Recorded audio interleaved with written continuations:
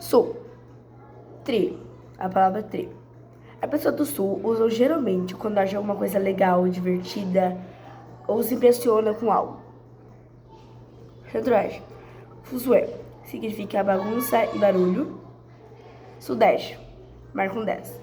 Significa que você está esperando, você tem que esperar 10 minutos. Nordeste. Oxe. Geralmente usado para uma pergunta. Norte. Égua. Geralmente usada para identificar espanto ou admiração.